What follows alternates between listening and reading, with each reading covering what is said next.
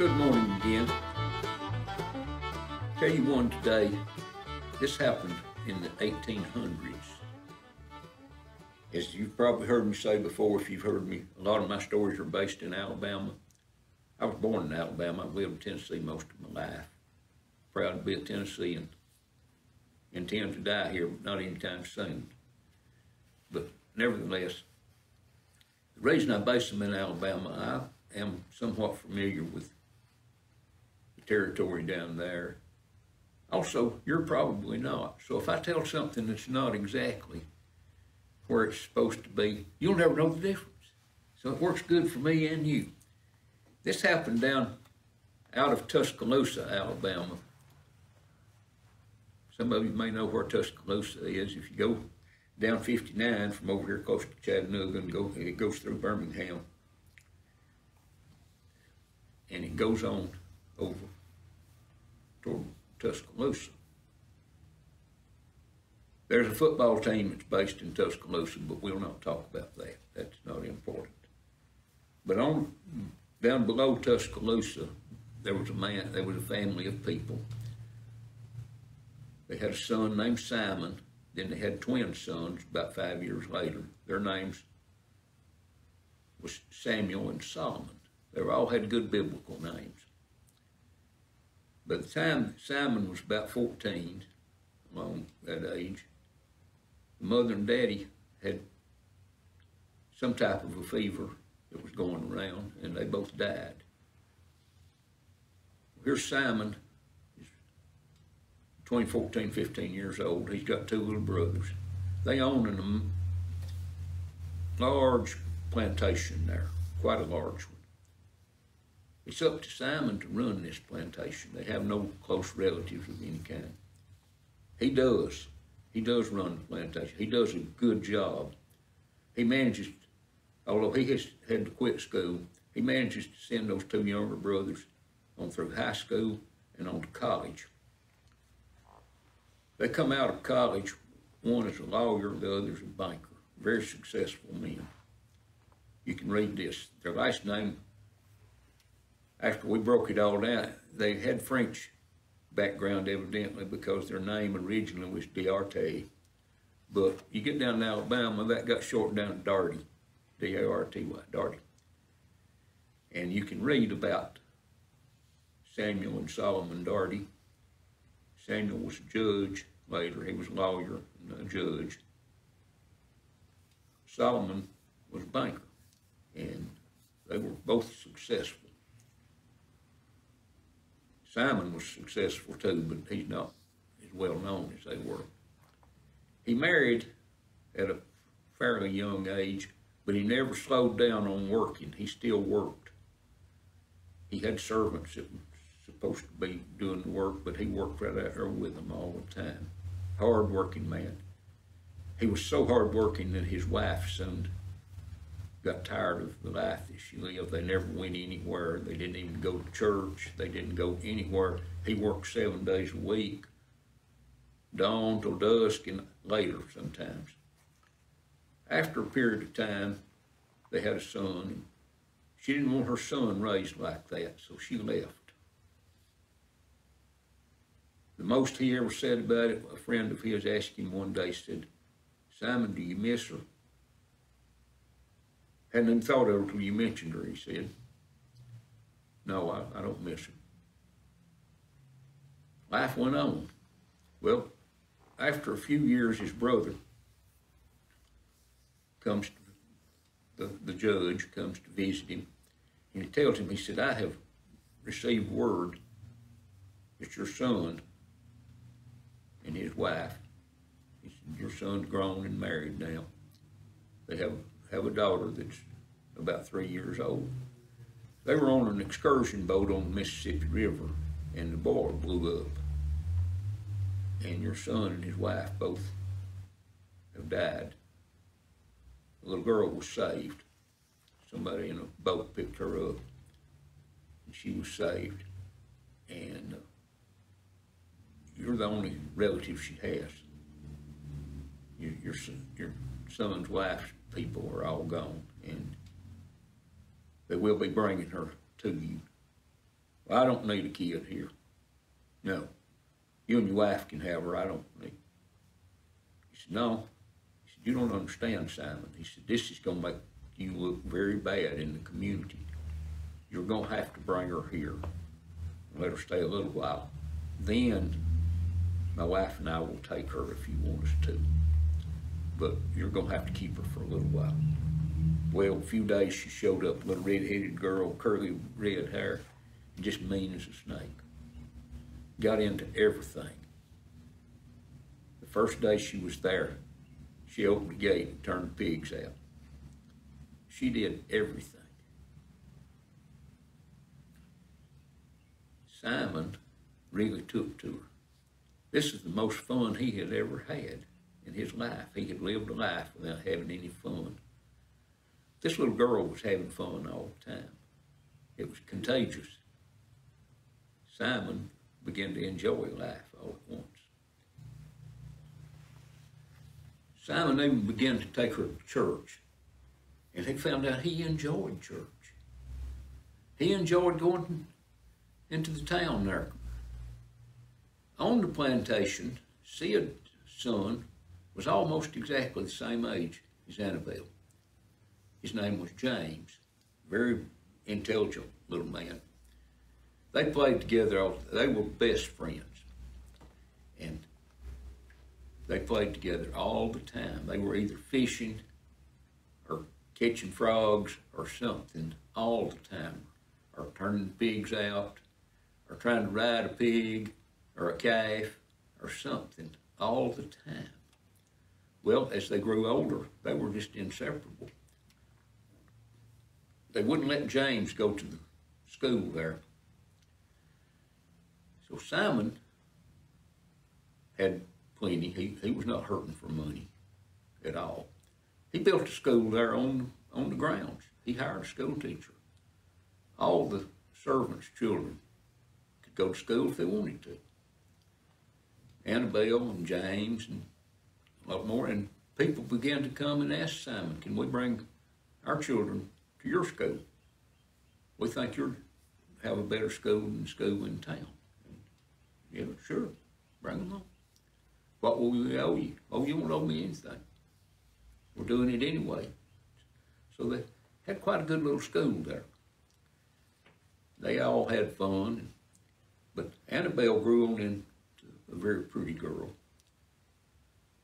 Still enough to get out and ramble as she grew older. James had a knack for handling horses. He could get a horse to do anything he wanted it to. Well, Simon found out when he quit working so much that a lot of the men around there owned racehorses. So he got a pretty good horse, let James ride it. They won a few races. He got more interested in this. He went down to Mobile. Sid and he went to Mobile.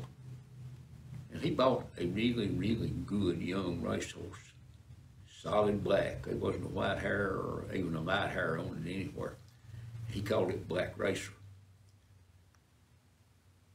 And that horse could fly, and James could lay down on him where he didn't catch any wind and whisper in his ear kind of as he did. And old Black Racer would win races. They won races all around. They had a big race up at Tuscaloosa. They won it. One down at Demopolis. They won it. Black Racer was never beaten in a race except one time. James was sick, and someone else rode him one day, and he didn't win. Well, as time goes on, Simon realizes that he has let Annabelle get too close to James. He's afraid they're going to fall in love, and he knows this won't work. So he talks to his brother about it, and Solomon tells him to bring her up to Tuscaloosa. He lives in Tuscaloosa. Bring her up to Tuscaloosa. Let her stay with us and go to the finishing school here. They have back then girls didn't go to college. They had a finishing school for them. And usually a finishing school was close to a university, and that way they could meet the young men at the university. He said, she'll meet some young man up here that's from Mobile or Birmingham or Montgomery or somewhere, some rich man's son, and she'll fall for him. She'll forget about James. Well, it didn't really work that way. She writes to Simon 2 or 3 times a week. She's telling him, you know, Christmas is coming pretty soon. I'm looking forward to getting home. James and I will do this, and James and I will do that. No. So he realizes that this is not going to work like he'd planned it to. So he decided, he had some young horses, colts, that he was going to sell in a sale at Mobile. He decides to send them on down to an earlier sale. Simon tells him, or pardon me, Sid tells Simon that this, you know, this is too early. They don't need to go now. The weather's cold. They don't really need to go now. No, I want them to go now. You and James take them down there. So he sends James along with his daddy to take the colts to Mobile to a sale, knowing he'll be gone during Christmas. Well, Annabelle gets home. She goes to looking for James. Where's James? Oh, he had to go to Mobile for a horse sale. He won't be back till after Christmas. Well, she's very disappointed. She stays till the day after Christmas. She goes back to Tuscaloosa. If James is not there, she doesn't care anything about being there either. Well, James comes home. He's taken a cold. He's pretty sick.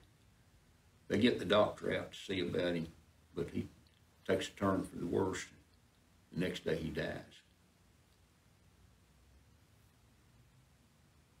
Well, they have a funeral for James, but Simon doesn't let Annabelle know about this. That night in Tuscaloosa, the judge and Annabelle and his wife and Annabelle are sitting by the fire there. It's quite cool. They hear a horse come clattering into the courtyard there at the house. Then there's a knock on the door. The judge goes to the door.